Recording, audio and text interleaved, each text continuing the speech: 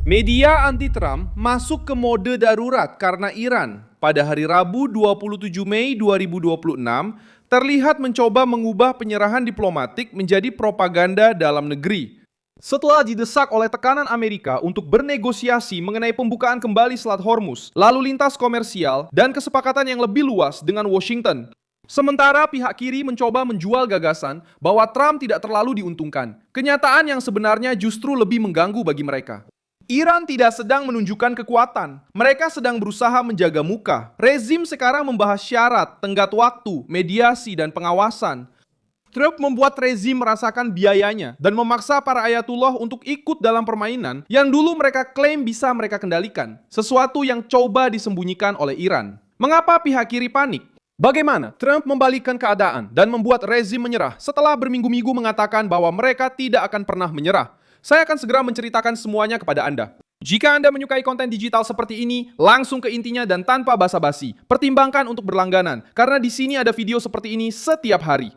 Tekanan dimulai pada titik yang paling sensitif bagi Teheran, yaitu perbedaan antara melontarkan ancaman dan mempertahankan ancaman. Televisi pemerintah Iran merilis memorandum pendahuluan mengatakan bahwa Iran akan mengembalikan lalu lintas komersial di selat ke tingkat sebelumnya dalam waktu hingga 1 bulan.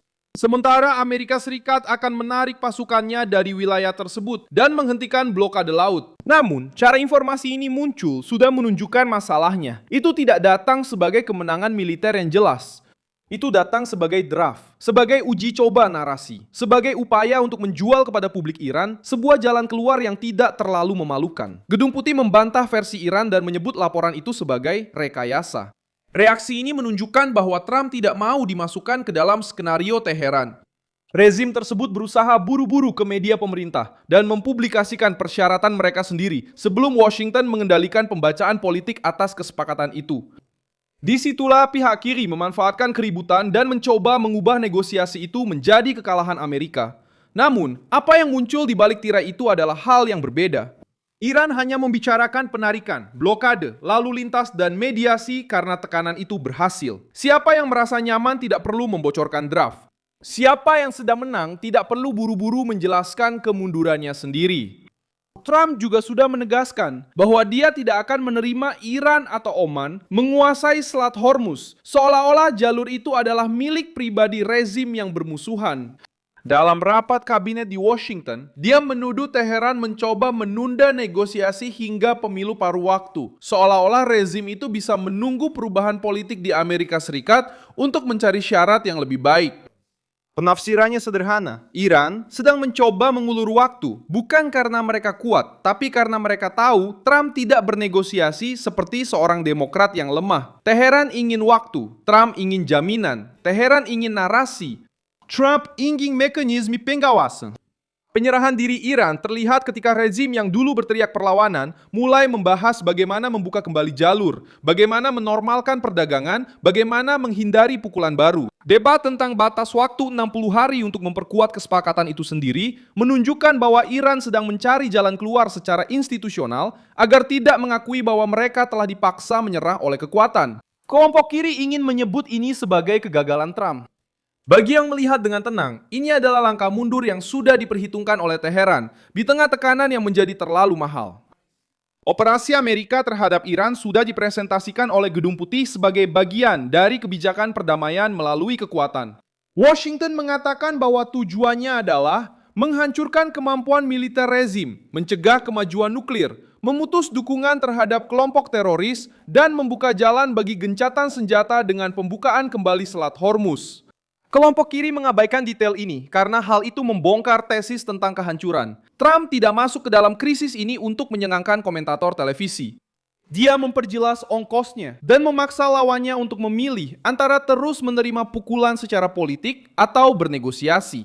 Kepanikan kelompok kiri muncul karena mereka perlu menjual citra Trump yang tidak terkendali tepat pada saat Iran sedang berusaha keluar dari krisis dengan kesepakatan. Karena itu mereka menyerang postingan, meme, kalimat, provokasi, dan setiap detail komunikasi. Strateginya adalah mengalihkan fokus dari fakta utama. Sementara mereka berteriak soal gaya, rezim Iran sedang membahas persyaratan.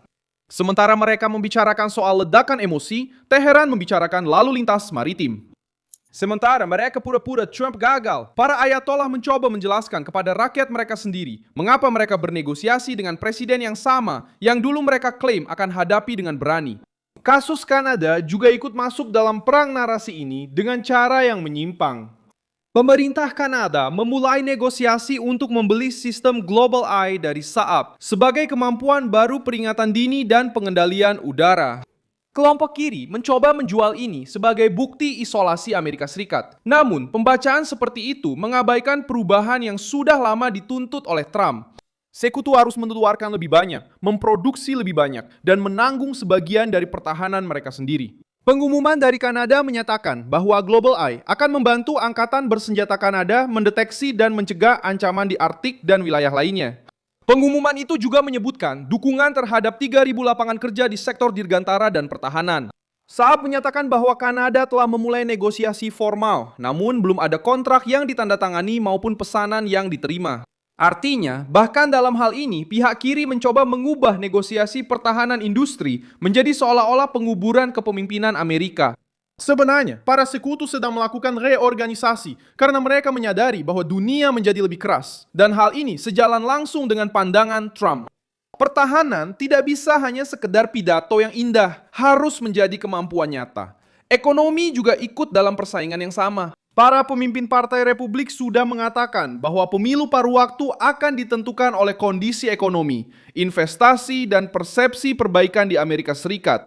Kelompok kiri berusaha menghindari hal itu karena mereka membutuhkan masyarakat melihat kekacauan sebelum merasakan hasilnya. Jika investasi mulai muncul, sekutu bergerak, lawan bernegosiasi, dan Gedung Putih tetap memberikan tekanan, narasi tentang kegagalan besar akan kehilangan kekuatannya. Itulah sebabnya mereka menggabungkan semuanya dalam satu paket: Iran, Kanada, Texas, unggahan, UFC, kesehatan global, dan topik lain apapun yang tersedia. Tujuannya adalah menciptakan kesan kekacauan. Bahkan ketika fakta menunjukkan adanya pergerakan strategis. Iran sangat memahami jenis permainan seperti ini. Sejak revolusi Islam, Teheran menggunakan propaganda internal untuk mengubah langkah mundur menjadi perlawanan. Dalam krisis sandera Amerika antara tahun 1979 dan 1981, 52 orang Amerika ditahan selama 444 hari sampai akhirnya dibebaskan. Pada tanggal 20 Januari 1981, pada hari pelantikan Ronald Reagan. Kejadian itu menandai politik Amerika karena menunjukkan bagaimana rezim-rezim yang bermusuhan menilai kelemahan dan kekuatan di Washington. Ketika mereka melihat ada keraguan, mereka semakin berani mengambil tindakan. Ketika mereka menyadari ada biaya nyata, mereka mencari jalan keluar. Hari ini, logika yang sama terulang dalam bentuk lain. Teheran mencoba bernegosiasi tanpa terlihat seperti menyerah. Negara-negara lain juga memberikan pelajaran ini. Israel menanggapi ancaman eksistensial tanpa meminta izin dari media internasional. India memperkuat posisinya ketika merasa ada risiko di jalur dan perbatasannya sendiri. Polandia meningkatkan kekuatan militernya di Eropa karena menyadari bahwa keamanan tidak bisa diserahkan kepada pidato para birokrat. Kanada sekarang mencari lebih banyak kemampuan di Arktik karena alasan yang sama. Kaum kiri menginginkan cerita tentang Trump yang sedang runtuh. Mereka mendapatkan cerita tentang Iran yang menyerah dalam negosiasi, sekutu-sekutu yang mempersenjatai diri, dan media yang mencoba menyembunyikan hal yang jelas. Rezim Iran tidak keluar dari krisis ini dengan lebih bebas. Mereka keluar dengan harus menjelaskan mengapa mereka bersedia membahas syarat-syarat di bawah tekanan Amerika. Dan Trump, sekali lagi, menunjukkan bahwa terkadang bagian tersulit dari perang bukanlah melepaskan tembakan. Itu adalah memaksa musuh untuk duduk di meja perundingan setelah berminggu-minggu mengatakan bahwa mereka tidak akan pernah menyerah. Saya Milson Alves Global. Dan tujuan saya, agar Anda selalu mendapat informasi yang benar setiap hari. Tautan berita ada di deskripsi video. Sukai video ini, berlanggananlah ke kanal, dan di akhir, lihatlah komentar agar Anda bisa lebih terlibat dengan komunitas Milson Alves.